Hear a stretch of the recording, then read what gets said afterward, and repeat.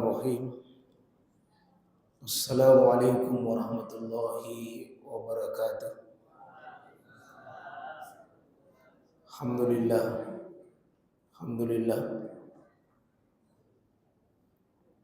Walladzi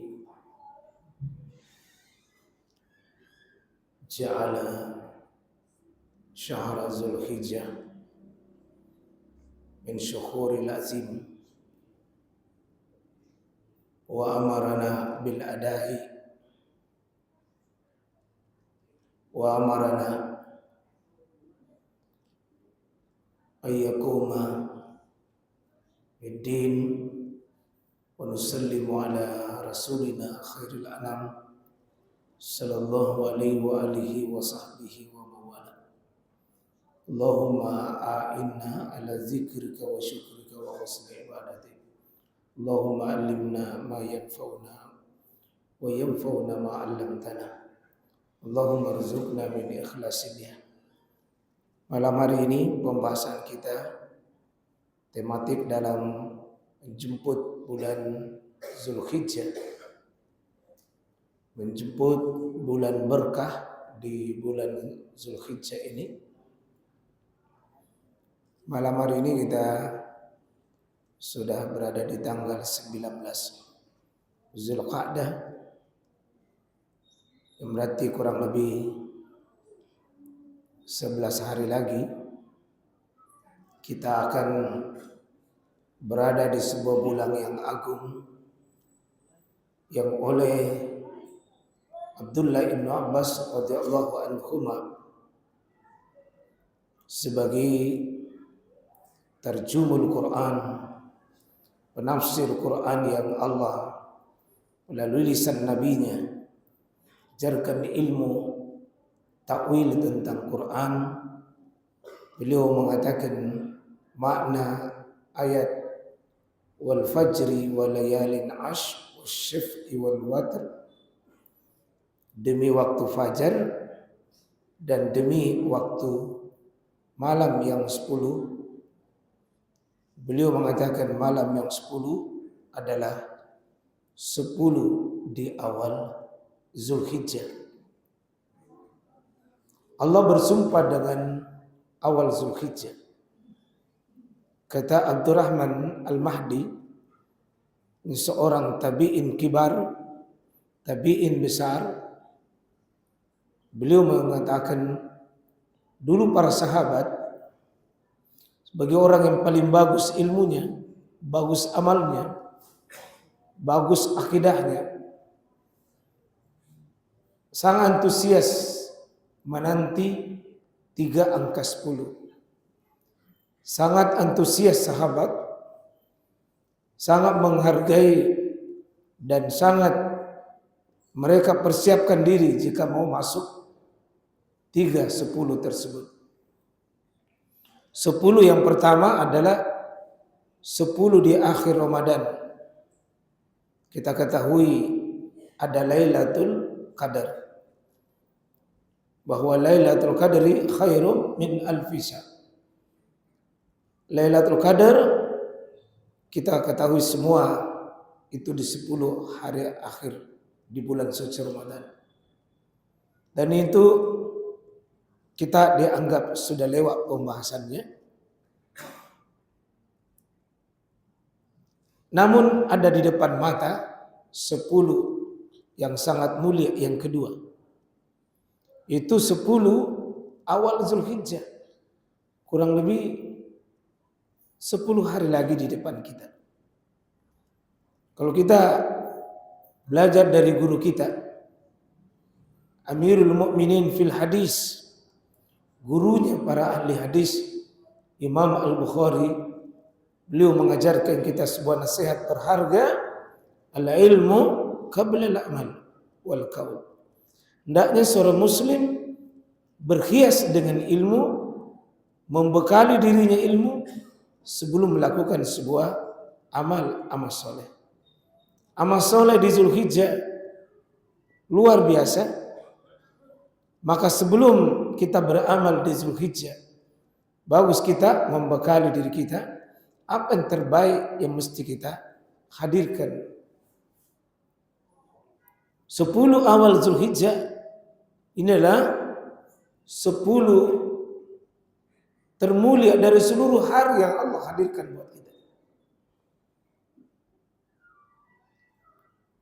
Sebagaimana pesan Abdullah bin Abbas juga yang meriwayatkan hadis dari perawi yang cukup banyak, termasuk Imam Bukhari dalamnya, Imam At-Tirmizi, An-Nasai, dan lain-lainnya di kitab Sahih dan di kitab Sunan.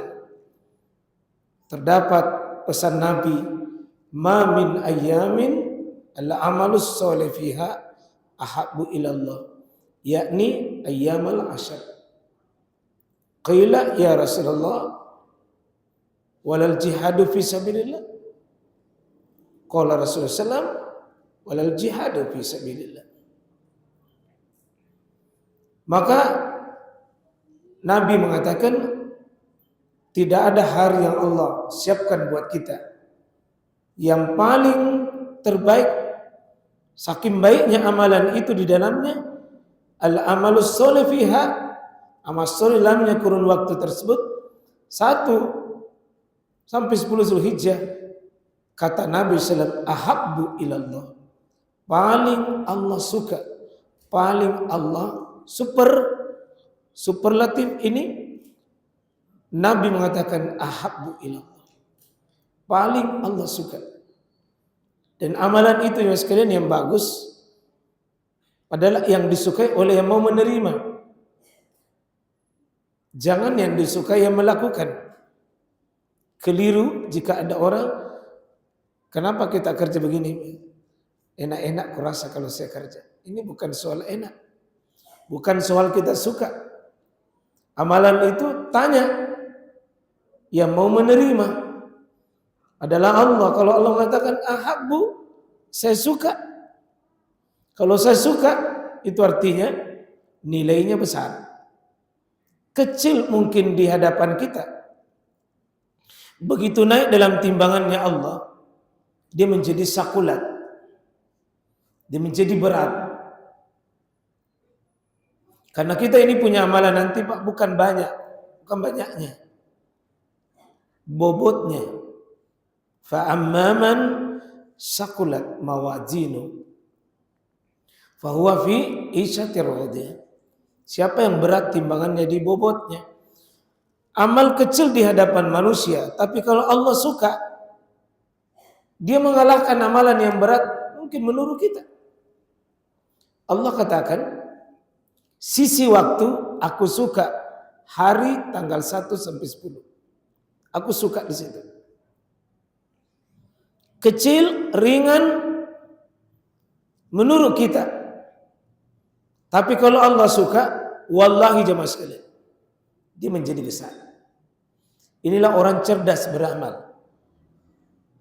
Pilih amalan yang Allah suka. Jangan pilih amalan yang cuma kita suka atau manusia yang suka. Soalnya kalau manusia suka, Pak, nanti Allah akan mengatakan fa'alkuhu, lempar amalnya ini. Aku tidak suka. Nanti di hari kiamat ada orang yang dilempar amalnya. Karena dia amalan yang dia suka, yang disukai orang. Tapi belum tentu disukai oleh Allah Subhanahu wa ta'ala. Qul in kuntum tuhibbunallaha fattabi'uni yuhibbukumullah. Katakanlah wahai Muhammad kepada manusia itu, jika engkau ingin mendapatkan pengakuan cintanya Allah, tidak ada cara fattabi'uni kecuali ikuti saya. Jadi amalan yang berbobot itu, satu, Allah suka. Yang kedua, Nabi suka. Nabi contohkan buat kita, Nabi jelaskan pada kita, Nabi suka amalan itu. Ternyata 1 sampai 10 Zulhijjah itu bukan amalan biasa, Pak. Amalan istimewa. Amalan yang sangat luar biasa. Sampai Abdurrahman Al-Mahdi mengatakan, sahabat dulu menunggu itu 30. 10 pertama Zulhijjah, 10 pertama, 10 terakhir Ramadan, 10 kedua adalah awal Zulhijjah. yang akan kita dapati. Kemudian kita semua punya persiapan memasuki itu. Persiapkan diri untuk menjemput itu. Dan yang ketiga adalah sesudah Zulhijjah ada Muharram. Kita kenal namanya hari Asyura. Dari kata Asyara artinya hari yang ke-10. Cuma 1 hari saja. Kalau Ramadan 10 hari disuruh cari, tapi yang ganjil itu pun 1 malam saja. Tapi kalau Zulhijjah itu setiap hari. Berselisih ulama mana yang mulia 10 terakhir Ramadan atau 10 awal Zulhijjah. Kami rangkum dalam pendapat itu dan sampai pada sebuah kesimpulan. Kalau malam tidak ada yang kalahkan Lailatul Qadar. Tapi kalau siang tidak ada yang kalahkan hari 1 sampai 10 Zulhijjah. Itu yang akan kita cari itu.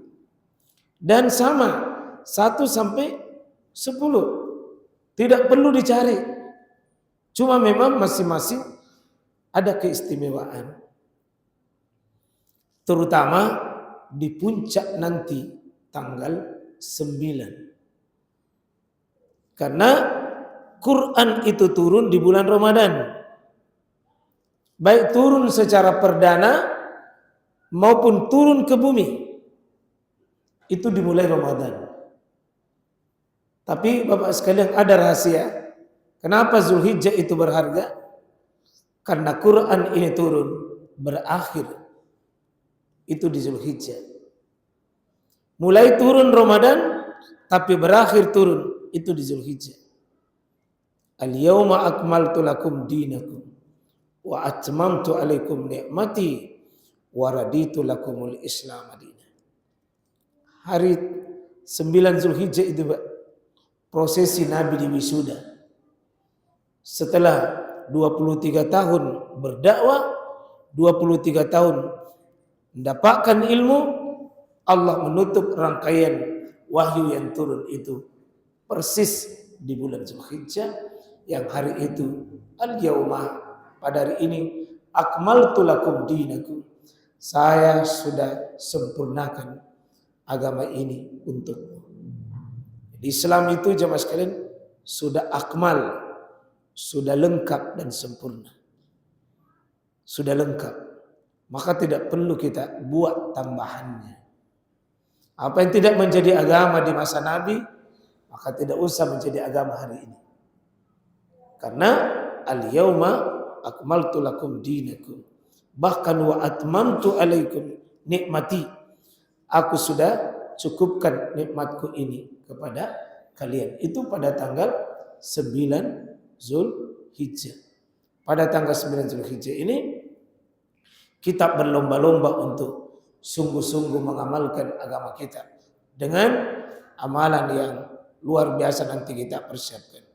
Saya sudah tulis di sebuah buku 10 amalan yang bisa kita persiapkan nanti di 10 Zulhijjah itu. 10 amalan. Ya. Kita mulai amalan yang pertama, yaitu sejak 1 Zulhijjah jangan memotong rambut, kuku, dan bulu-bulu. Itu 3 hadis riwayat Imam Muslim menyebutkan. Dalam hadis beliau yang sahih tentu kita ketahui. Pada Nabi kepada sampaikan melalui istri beliau Ummu Salamah, iza dahaltil asyar, kalau sudah masuk tanggal 1 Pak, sampai 10 itu, warada ayyudahi, dan ada di antara kalian mau berkurban, fala yamassa, jangan menyentuh lagi sya'rahu, rambutnya, basyarahu, kulit-kulitnya, wa azfarahu, kukunya. 3 ini. Jadi kalau mau kita nanti cukur, memang kita cukur sebelum 1 Zulhijjah. Kalau mau kita potong kuku, potong memang mikukuta sebelum 1 Zulhijjah. Terutama yang mau berkurban. Masalahnya ini kapan 1 Zulhijjah itu? Ini larangan, tapi larangan yang tegas, sekaligus ulama menghukumi 1 bisa haram, bisa makruh. Paling rendah makruh. Kapan ini mulai? Nah, inilah nanti Pak kemungkinan terjadi perbedaan. Satunya itu karena data hisab yang ada, nah semua ormas sekarang ini menggunakan hisab. Tidak ada lagi ormas itu tidak punya hisab. Muhammadiyah, NU, Wahdah, semua persis itu. Dan itulah itu pakai semua sekarang hisab. Tidak ada lagi yang benci hisab.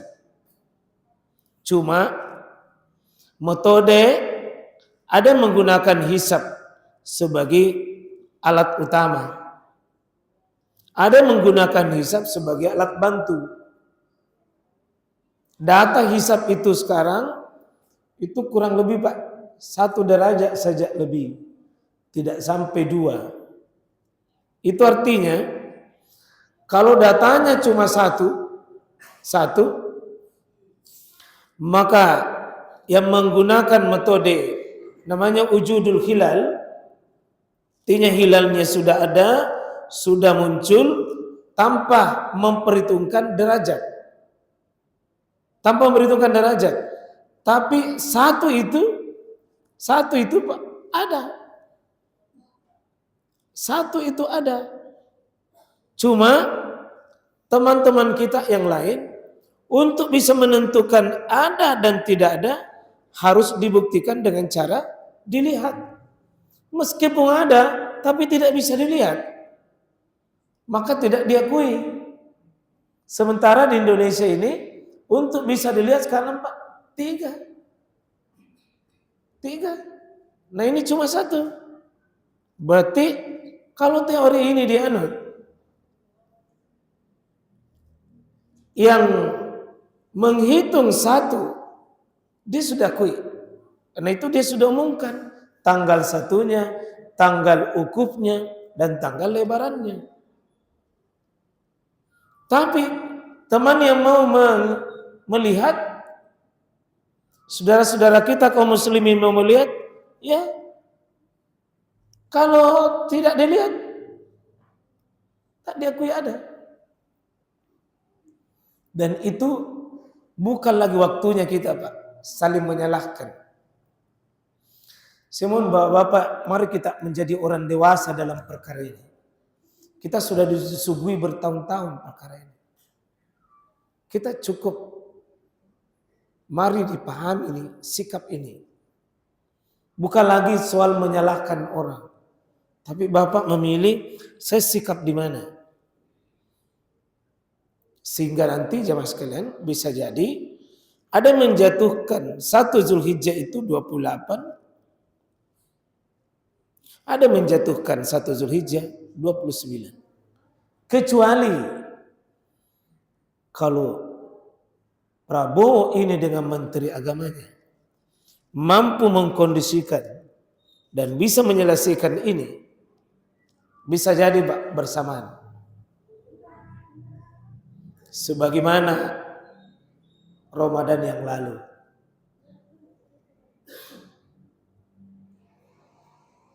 Selama bertahun-tahun saya menjadi bagian yang mengamati bulan. Baru pertama kalinya tidak terpenuhi teori. Saya katakan berbeda, tapi pada akhirnya juga sama. Barusan itu saya lihat ada peran pemerintah sebelum sidang isbat. Kemungkinan ada lobi tingkat tinggi yang tidak bisa diabaikan. Bisa jadi Pak. Itu saya ingat saya ada di sini menunggu sidang isbat. Lama sekali Pak. Bisa jadi nanti ini teori beda Pak. Tapi kalau bisa orang satukan, kenapa tidak? Nah, ini kan cuma teori saja. Nah, jamaah sekalian rahmatullahi Allah Subhanahu wa taala, kalau tanggal 1-nya beda, Pak. Tanggal 2-nya beda, pasti tanggal 9-nya juga beda. Berarti ukufnya pun nanti ada puasa kita tanggal 9 itu, ya otomatis juga satu fikih tersendiri nih. Ada yang puasa nanti Arafah, ikut ukufnya yang kelihatan nanti di sana. Secara teori yang ada hari ini, insya Allah hari Kamis. Karena lebarannya hari Jumat.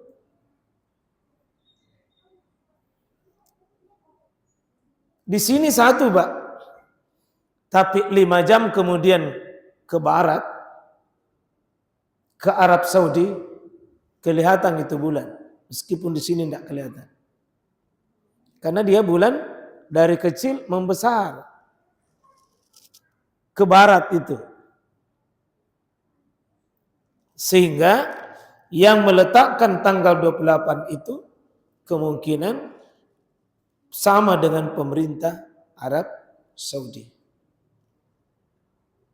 Berarti puasanya puasa Arafah. Kalau yang menjatuhkan puasanya tanggal 29 hari Kamis, maka kemungkinan dia puasa tanggal 9. Bukan puasa Arafah. Karena Arafah itu tidak ada di situ. Jamaah haji sudah ke Mina. Sudah kosong tempat. Tapi kita puasa tanggal 9. 9 waktu di sini. Dan itu diakui oleh hadis. Ada hadis. Ada 4 hadis menyebutkan kata Arafah tempat. Dan ada 1 hadis tapi sahih kata tanggal. Dan dua-duanya ini bisa. Ya, nanti kita lihat saja Pak ya, kalau memang sudah ditempatkan tanggal 1 ini beda, kita butuh fikih Arafah dan fikih tanggal 9. Karena kita mungkin pasti saling menyalahkan. Karena kedua-duanya bisa dipahami begitu. Baik. Amalan kedua, disunnahkan nanti memperbanyak puasa kalau bisa mengamalkan hadis karena Rasulullah SAW yasumu tis'an min Zulhijjah. Nabi itu puasa tanggal 9 hari, 9 hari, Pak. Puasanya Nabi tanggal 1 sampai tanggal 9. Meskipun hadis ini penilaian ulama ada yang mengkuatkan dengan mengamalkan, disahihkan, ada yang menghasankan. Tapi kalaupun ini hadis seperti Syekh Nasruddin Albani mengamalkan hadis ini dengan kategori disahihkan beliau. 9 hari berpuasa itu kata Syekh Nasruddin Albani hadis sahih. Meskipun sebagian ulama mengatakan lemah, ada posisi. Tapi jika dilihat hadis Bukhari disenangi amalan. Salah satu amalan yang disenangi adalah berpuasa tanggal 1 sampai 9.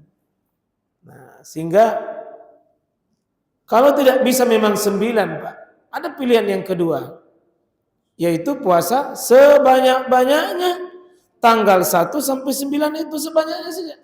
Kalau tidak mau puasa hari Rabu, boleh pakai Kamis. Mungkin Kamis, Jumat, Sabtu, Ahad mungkin kosong, Senin lagi mulai.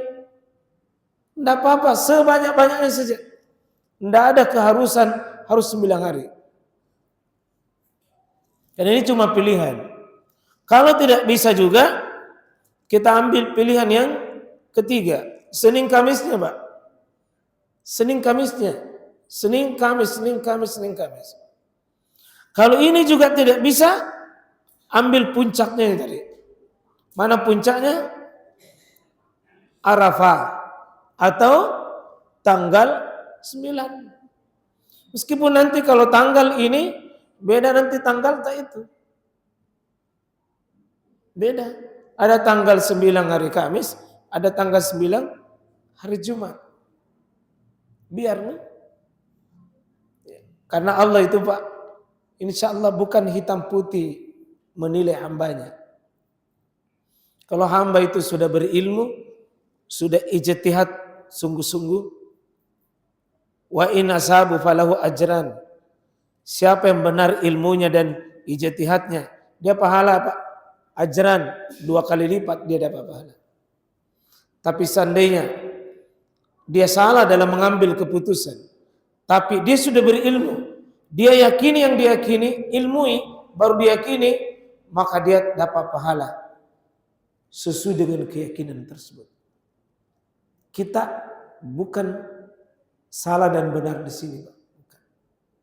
Jangan pakai kita salah dan benar, karena bukan kita yang mau menerima, Allah yang mau menerima. Nah, kalau mau tidak ragu, puasa tahu maki hari Kamis, puasa tahu maki hari Jumat. Kecuali yang memang nanti lebarannya hari Jumat. Nah, itu satu masalah tersendiri. Ya. Jika memang yakin maki lebaran hari Jumat dari tanggal 10, ya tidak boleh berpuasa. Tapi kalau saya yakini hari Jumat itu belum lebaran, baru tanggal 9, Sabtu baru lebaran, tidak ada masalah. Karena keyakinan. Itu nanti masalah. Satu lagi, hewan kurban tak Pak yang berkongsi, mohon saling pengertian Ki. Karena kata Nabi begini, man zabaha qabla shalah falyuid. Siapa menyembelih hewan kurban padahal dia belum sholat, bisa jadi dia belum meyakini, tapi dipotong hewannya, kata Nabi falyuid, ganti itu hewan, karena dia belum masuk waktunya. Kapan itu masuk waktunya? Idul Adha menurut keyakinan. Tapi kalau dipotong memang 1 hari sebelumnya, maka hewan itu dimakan, tapi bukan kurban namanya. Sembelihan sapi namanya. Sedekah. Sedekah min sedekah. Jadi sedekah di antara sedekah. Jadi yang berkongsi nanti itu Pak, kalau bisa, yang misalnya ini betul-betul terjadi perbedaan. Betul, sana terjadi perbedaan. Yang lebaran hari Jumat, yang maki potong dulu itu. Mundur maki 1 hari ke Sabtu. Untuk memberi kesempatan saudara kita. Karena mundur 1 hari itu Pak, tidak ada 4 imam mazhab yang permasalahkan. Kecuali Ibnu Sirin saja. Tapi mulai Abu Hanifah, Imam Malik, Imam Syafi'i, Imam Ahmad bin Hanbal, tidak ada yang permasalahkan jika mundur 1 hari. Tidak ada. Tidak ada. Jadi mundur maki saja 1 hari. Untuk mencari titik ketemunya. Ya syukurlah nanti kalau bisa satu alhamdulillah sama. Tapi kalau berbeda Pak, itu solusi. Jangan suka ngotot-ngototan Pak terhadap sebuah ibadah, karena semua orang meyakini benar akan sikap itu. Insya Allah. Jadi saya ulangi Pak, tadi ada 5 pilihan, full 9 hari, kasih banyak-banyaki saja. Pilih Senin Kamis, tunggu puncaknya. Ada 1 terakhir. Besoknya hari Lebaran, Idul Adha, sesudah sholat subuh, jangan lagi makan, jangan lagi minum. Hentikan. Jadi kalau ada mau minum teh, minum teh tak sebelum sholat subuh. Seperti begini. Bismillah. Ini diminum sebelum sholat subuh. Dan nanti jangan dulu diminum sebelum sholat Idul. Kalau sudah pulang sholat Idul Adha, baru bisa dilanjutkan minum teh. Seperti begini. Enak memang tuh Pak. Kira-kira begitu. Kalau ini juga tidak bisa, karena 5, full, kasih banyak-banyak. Senin Kamis puncak 1 hari, besoknya Idul Adha, 5 pilihan. Kalau ini juga yang terakhir ini tidak bisa juga dikerja. Kalau ini yang terakhir tidak bisa dikerja, tidak bisa makan, tidak bisa sebelum sholat, saya tidak tahu apa mau dikasihkan. Kita mami 5 Pak tentang puasa ini. Karena itu kami nanti ini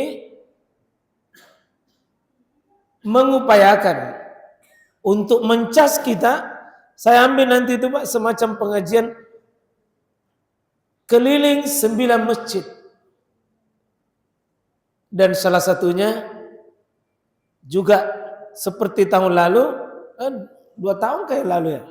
2 tahun pernah tuan rumah di sini 1 hari. Tahun lalu berarti tahun ini insya Allah kembali kita menjadi bagian untuk menerima semua yang hadir itu Pak. Pesertanya orang berpuasa. Berarti yang siapkan ini sedekah, itu sedekah terbaik. Sedekah terbaik. Di kurun waktu terbaik. 1 sampai 9 kita siapkan begini-begini Pak. Begini-begini. Apalagi tahun lalu itu ada tondosnya. Kasih makan orang Pak. Orang berpuasa sama dengan mendapatkan puasa itu. Jadi kita dapat bagiannya lebih. Yang bersedekah, yang silaturahim, yang berzikir, yang berdoa, yang baca Quran, semua kategori ahabbu ilallah. Paling Allah suka Pak. Kalau bisa kita menjadi bagian. Nanti kalau ada juga yang sekiranya Bapak mau pindah juga 9 masjid, ya kami buka dan terbuka siapapun. Kami buka kesempatan itu siapapun. Ya. Masjid pertama nanti di Jamiul Ihsan, mestinya Bapak ya di sana. Jamiul Ihsan hari Rabu pertama. Kamis kemungkinan di bagian Rabu kali. Hari Jumat, saya agak lupa. Sabtu, ya, kalau tidak salah Ahad di sini. Ahad. Di BTP, NTI, Unhas, ya, Barabaraya dan sekelilingnya Pak, kurang lebih 9 masjid. Itu dihimbau semua yang hadir niat bermajelis ilmu yang terbaik. Berzikir di tempat itu, bahkan bersedekah di tempat itu, dan seterusnya. Cara untuk kita mengambil perang ilmu yang terbaik, amal terbaik insya Allah. Tentu amalan berikutnya Pak, jangan lupa amalan kurban. Ini bisa kurban menjadi bagian prioritas untuk kita. Semaraknya Idul Adha di kurbannya Pak.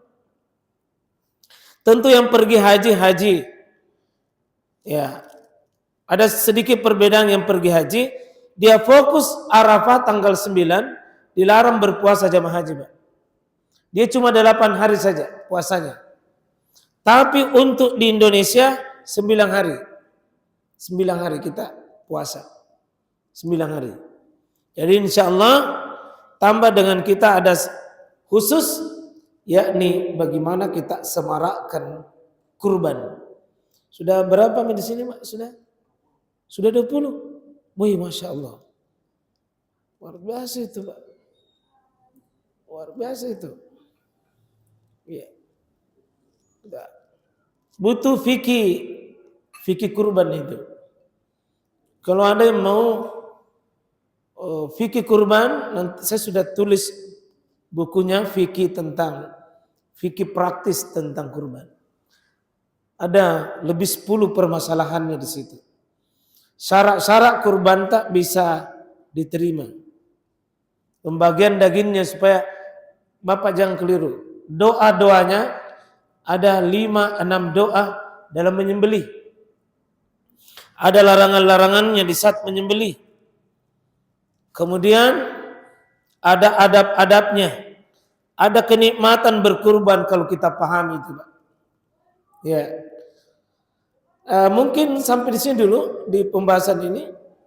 Mungkin nanti di kajian-kajian berikutnya kita silakan kalau ada yang belum jelas tadi dan Bapak butuh mendapatkan informasi atau butuh kita diskusikan, saya persilakan. Ada yang mau disampaikan?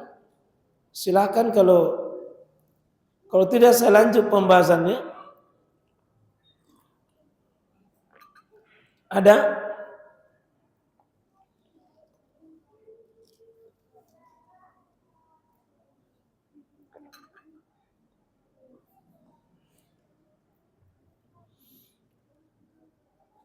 Belum ada? Kalau begitu saya lanjut sedikit, Pak ya. Tentu ada 5 syarat diperhatikan kalau Bapak berkurban. 1, pastikan yang kita pakai berkurban itu adalah halal dan benar. Kenapa? Hadis riwayat Imam Muslim. Innallaha thayyib la yakbalu illa thayyiba. Sungguh Allah itu baik dan hanya akan menerima yang baik. Uang korupsi tapi dipakai kurban tidak boleh. Uang zolim pakai kurban tidak boleh. Uang patolo-toloi dipakai kurban tidak boleh. Karena Allah baik, hanya akan menerima yang baik. Jika bukan milik kita secara sah, siapa tahu campur dengan sumber-sumber yang tak jelas, yang syariat tidak izinkan, maka kurban itu ditolak. Meskipun sah untuk dimakan dagingnya. 2, pilih hewan yang masuk kategori. Apa hewannya yang masuk kategori? Imam An-Nawawi, ijma' kata ulama, beliau sebutkan onta, sapi, kambing, domba. Onta, sapi, kambing, domba. Di luar itu kuda tidak masuk. Tedong. Kalau tedong disamakan dengan sapi. Bahkan dia lebih tinggi dari sapi. Mahal itu kerbau, sulit tedong. Kuda tidak masuk. Sulit tuh deh.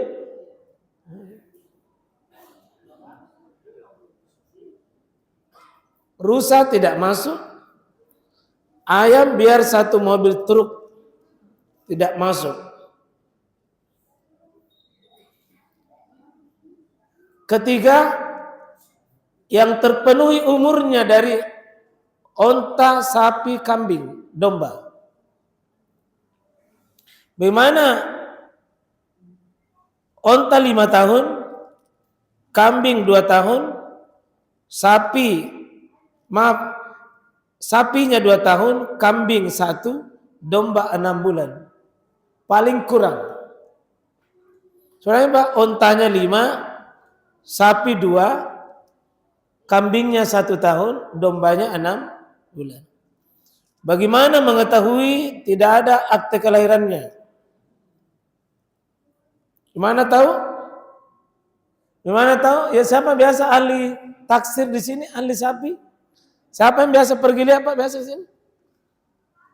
Siapa yang biasa lihat kalau sapi di sini? Kita nih. Apa kita tandanya? 2 tahun? Tanduk bisa Pak, tapi tidak menjamin.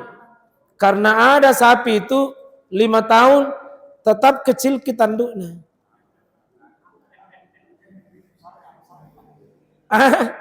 Besar tidak juga. Ada sapi tua, ada sapi kecil, tapi muda. Ada sapi besar Pak, muda. Ada sapi kecil, tua. Apa Pak? Ekor tidak bisa. Ada hewan Pak, dari cacat ekornya, putus. Jadi matanya, gimana matanya? Sapi 1 tahun tidak ada masalah. Sama Ji. Apanya Pak? Giginya. Makanya disebut itu musinna. Musinna ini gigi. Apa cirinya gigi yang terpenuhi? Kasih begini giginya, mulutnya. Giginya sapi 2 tahun itu ada lebar di sini. Lebar Pak. Kenapa lebar? Karena sudah terganti. Sama anak-anak yang sudah berumur itu jatuh giginya. Pengganti giginya itu bisa lebih lebar dari aslinya. Jadi ada gigi sapi yang runcing, ada gigi yang lebar. Kalau sudah gigi jatuh itu Pak, 2 tahun itu. Sebenarnya kalau peternak dia tahu, kalau sudah ada mie adekna itu, berarti 2 tahun mie. Kalau ada mie adekna, karena sapi itu Pak tidak ada KB-nya.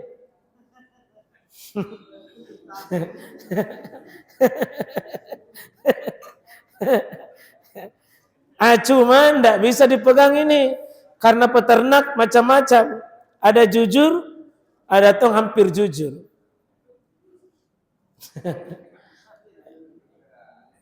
Iya. Tapi kalau orang pengalaman itu Pak, keseluruhan dia tahu. Oh sudah Mi, apapun teorinya masuk Mi. Dia kalau sudah pengalaman orang Pak, dia sudah lihat itu. Ini sudah 2 tahun ini. Kalaupun tidak dibuka giginya. Ya. Yang terakhir, yang keempat, itu tidak boleh dipotong yang 4 masalah pada hewan itu. Kalaupun cacat itu hewan, yang penting bukan di 4 tempat. 1 di mata. Bicok tidak boleh, apalagi buta. Kalau rabun-rabun sedikit, tidak apa-apa. Ada kemarin bertanya Ustaz, saya sudah iakan tapi rabun tidak apa-apa aja. Kalau rabun sedikit. Yang kedua di bagian kaki, tidak boleh yang tidak berjalan, termasuk yang kepang, kecuali kalau kepannya memang cacat kakinya. Tapi kalau berjalan sama temannya Pak, dia tidak tertinggal. Itu boleh. Saya lari sama temannya, dia kuat lari, cuma pincang. Itu boleh. Yang tidak boleh kalau tidak bisa mentong, nangkak kakinya Pak. Kecuali kalau dari kampung masuk di kota, persis di kota di sini 3 hari masuk kota, karena baru nalia itu kota yang banyak hotel, langsung ilompak. Itu namanya sapi sotta. Pergi lihat kota, lompaki, patah kakinya, lanjutkan saja. Lanjutkan saja. Ya. Kaki dengan mata itu Pak, hewan itu sangat menentukan. Kenapa? Tidak ada hewan bisa hidup kalau masalah matanya. Susah hidup kalau kakinya. Karena tidak mungkin mamanya mau parutusuk tiap hari. Tidak mungkin. Ketiga, di bagian dagingnya Pak. Kalau kurus kerempeng, tidak bisa dipotong. Apanya mau dimakan? Namun orang mau bikin, ya kondrona tidak mungkin. Kondro saja. Mendingan beli tulang. Yang keempat, itu sehat. Jadi la tazuzu, tidak boleh menyembelih orang kurban fi arba, itu di 4 masalah. Ini al-aura ubayin. Ya al-arja ubayin. Ya kemudian sakit yang nyata Pak. Sakit tidak bisa. Ya, jadi insyaallah Kelihatan itu hewan Pak kalau sakit dengan sehat. Kelihatan itu sisi bulunya, sisi warnanya, sisi kelihatan itu bagi orang yang sudah pengalaman. Ya. Ya. Kalau di sini tabe berapa per orang? Ya, per orang berapa? Nah, 2.100.000. Ya, sedang kami dapati di keliling masjid paling rendah 2 juta, 2.100.000, 2.150.000, 2.200.000, 2.300.000, 2.500.000. Alhamdulillah yang kami tempat ini Unhas masih menang rata-rata 100 per tahun di situ. Karena saya kasih tahu profesor, minta tolong kalau profesor jangkit konsi. Karena gaji tak lumayan kalau profesor. Iya, 1 orang 1. Jadi di UNAS itu Pak, karena pengurusnya memang sebagian besar profesor ya, melimpah itu. Alhamdulillah. Ya, bisa 2 ekor, 3 ekor dipotong itu. Apalagi yang suami istri profesor, anaknya juga profesor. Wih, banyak Pak. Jadi saya bilang profesor jangan berkongsi, kecuali profesor pensiun. Ya, minta maaf ya, jadi ya itu gambaran umum saja. Ada mungkin pengecualian saja, sesuai dengan hajat-hajat dan kebutuhan itu. Oh di sini pengusaha yang banyak. Pengusaha yang banyak di sini, jadi jangan berkongsi sendiri Ki. Sendiri Ki. Ya. Waktu beli mobil sendiri, waktu bangun rumah sendiri. Kenapa mau beli sapi kurban dipanggil orang? Ya, saya kira begitu ya. Demikian, terima kasih semuanya. Mohon maaf sudah masuk barangkali waktu ya. Ya, kita mohon ampun kepada Allah Subhanahu wa taala. Insyaallah semoga Allah merahmati kita. Kita sukses nanti mudah-mudahan di pembahasan rinci nanti tentang masalah kurban. Barakallah, subhanakallah bihamdik, asyhadu an la ilaha illa anta, astaghfiruka wa atubu ilaik. Assalamualaikum warahmatullahi wabarakatuh.